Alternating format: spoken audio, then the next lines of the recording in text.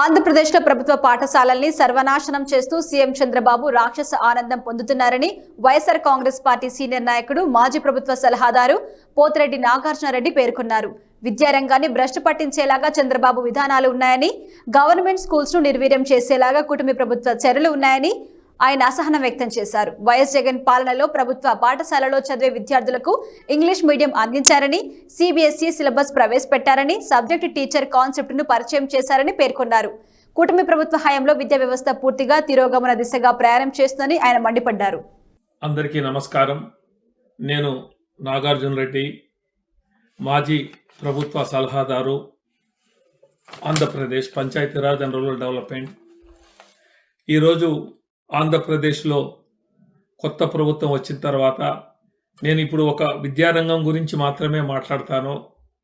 మిగతా విషయాల తర్వాత ఇప్పుడు 2019 నుండి 2024 వరకు జగన్మోహన్ రెడ్డి గారు ముఖ్యమంత్రి అయిన తర్వాత రాష్ట్రంలో నాడు నేడు అనే ఒక విద్యారంగంలో ఒక నూతన అధ్యాయాన్ని సృష్టించడం జరిగింది.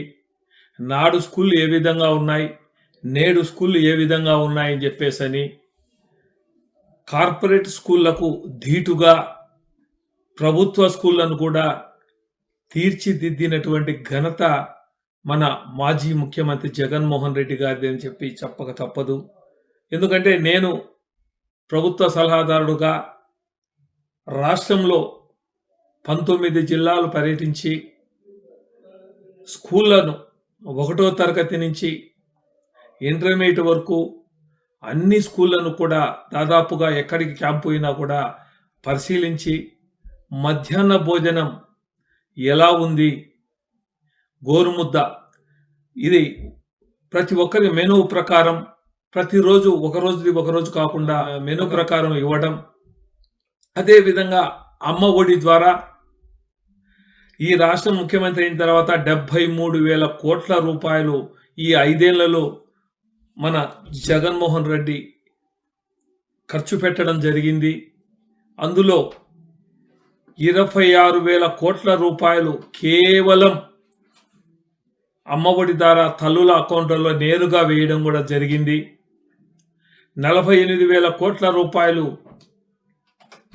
ప్రభుత్వ స్కూళ్లకు సంబంధించి ఆధునీకరణ చేసేదానికి ఆయన ముందుండి చేయడం కూడా జరిగింది. అదే కాకుండా 6వ తరగతి నుంచి డిజిటల్ బోర్డులే కాకుండా 8వ తరగతి సంబంధించి ట్యాబులు కూడా ఉచితంగా ఇవ్వడం కూడా జరిగింది. ఫ్యాన్లు అయితేనేమి, క్యూబ్ లైట్లు అయితేనేమి, టేబుల్స్, మళ్ళీ పిల్లలకు ముఖ్యంగా డ్రెస్సులు, షూలు, టైలు, ప్రతి ఒక్కటి కూడా బ్యాగులు అన్నీ కూడా ఒక క్వాలిటీగా అందించి జగన్మామయ్య అని ప్రజలందరూ పిల్లలందరూ కూడా చెప్పుకునే విధంగా గత 5 ఏళ్ళు నడిస్తే ఇప్పుడు ఈ ప్రభుత్వం వచ్చిన 7 నెలల్లో జగన్మోహన్ రెడ్డి గారు పెట్టినటువంటి ఈ విద్యారంగానికి సంబంధించి అన్నీ కూడా తీసివేయడం కూడా జరిగింది. ఎందుకంటే ఇంగ్లీష్ మీడియం జగన్మోహన్ రెడ్డి గారు ప్రవేశపెట్టడం, అదే కాకుండా ఐబీ దానికి సంబంధించి ఐబీ మనకు సబ్జెక్టు సంబంధించి కూడా ఆయన చేయాలనే ఉద్దేశంతో పూర్తి స్థాయిలో అది కూడా విద్యార్థులకు అందుబాటులోకి తేవాలని చెప్పి చెప్పడం జరిగింది. ఎందుకంటే ఒక విషయం, దివంగత ముఖ్యమంత్రి రాజశేఖర రెడ్డి గారు ఉన్నప్పుడు దేశంలో ఏ రాష్ట్రంలో లేని విధంగా ఫీజు రింబర్స్మెంట్ తీసుకొని వచ్చి లక్షలాది మంది విద్యార్థులు డాక్టర్లు, ఇంజనీర్లై దేశ విదేశాల్లో ఈరోజు సాఫ్ట్వేర్ ఇంజనీర్లుగా పనిచేస్తున్నారంటే, సామాన్య కుటుంబంలో పుట్టినటువంటి వాళ్ళు కూడా చేశారంటే అది దివంగత ముఖ్యమంత్రి రాజశేఖర రెడ్డి గారు భవిష్యత్తు దృష్టి పెట్టుకొని విద్యార్థులే రేపు దేశానికి భవిష్యత్తు అని చెప్పేసి అనే ఉద్దేశంతో ఆయన చేయడం జరిగింది. ఆయనకు మించి విద్యారంగంలో జగన్మోహన్ రెడ్డి గారు నాడు నేడు ద్వారా చేసినటువంటి స్కూళ్లను మేము చెప్పడం కాదు, పార్టీ పరంగా చెప్పడం కాదు, చూసిన ప్రతి ఒక్కరూ కూడా మెచ్చుకుంటున్నారు విద్యార్థి మేధావులందరూ కూడా. మరి ఈరోజు సామాన్యులు ఇంగ్లీష్ మీడియం చదవకూడదా? మరి సామాన్యులు ఇంగ్లీష్ మీడియం చదవాలంటే ఈరోజు మీరు ఇంగ్లీష్ మీడియం తీసేస్తే మీ పిల్లలు కానీ ఈ పొద్దు నారాయణ చైతన్య వాళ్ళ కోసమే ఈరోజు ప్రవేశపెట్టడం, ఈరోజు వాళ్ళ కోసమే ఇది తీసేయడం జరుగుతూ ఉందా? లక్షలకు లక్షలకు ఒకరి నుంచి ఒక్కొక్క అబ్బాయి నుంచి వసూలు చేస్తున్నారే, దీనికి ఒక లిమిట్ లేదా? వాళ్ళు దోపిడీ చేస్తున్నారు. పనికి పోయే మామూలు వాళ్ళు కూడా తన పిల్లలను కష్టపడి ఇంగ్లీష్ మీడియంలో చదివించాలని చెప్పేసి అని కూడా చేస్తూ ఉంటే, జగన్మోహన్ రెడ్డి వచ్చిన ఈ 6 ఏళ్లలో 6 లక్షల 5 ఏళ్లలో 6 లక్షల మంది ప్రైవేటు స్కూళ్ళలో పోయే వాళ్ళు కూడా ప్రభుత్వ పాఠశాలలకు చేరడం కూడా జరిగింది. మరి అంతకుముందు చంద్రబాబు నాయుడు గారు ఉన్నప్పుడు ప్రభుత్వ స్కూళ్ళు కొన్ని వందలాది స్కూళ్ళు కూడా మూతపడిపోవడం జరిగింది. కాబట్టేసి విద్య అనేది ప్రతి ఒక్కరికి హక్కు, దాన్ని అందుబాటులో తీసుకురావడం అనేది గొప్ప విషయం. కానీ ఇప్పటి వరకు కూడా ఫీజు రింపచే ఈ ప్రభుత్వం వచ్చిన తర్వాత 1,00,000 కోట్లకు పైగా అప్పు చేసిందే కానీ విద్యారంగానికి సంబంధించి ఏ ఒక్క రూపాయి కూడా పెట్టలే.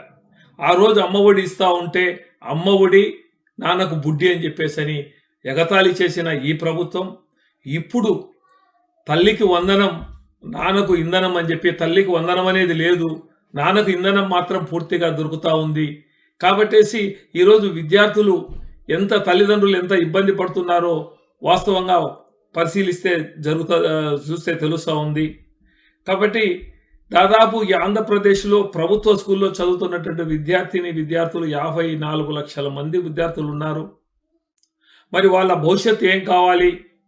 ఇప్పుడు మీరు మళ్ళీ తెలుగు మీడియం అని తీసుకొస్తే ఇక్కడ ఉన్న పరిస్థితులను బట్టి వీళ్ళు విదేశాలకు పోవాలని, ఇప్పుడు నేను అమెరికాలోని చార్లెట్లో నేను ఇక్కడి నుంచి మాట్లాడుతున్నాను. నేను చదువుకున్నా కూడా ఇక్కడ ఇంగ్లీషు కానీ ఇక్కడ ఉన్నట్టు భాష అర్థం కాక మామూలుగా కూడా మేము ఇబ్బంది పడుతూ ఉన్నాము. నా మనవరాలు 4 సంవత్సరాల అమ్మాయి ఇంగ్లీషు ధారాళంగా మాట్లాడుతుంది, స్కూలుకు పోతా ఉంది. ఇక్కడ అమెరికాలో 1 నుంచి 10 వరకు కూడా ప్రభుత్వ స్కూల్లే పనిచేస్తున్నాయి, ప్రైవేటు స్కూళ్ళు తక్కువ ఉండవు.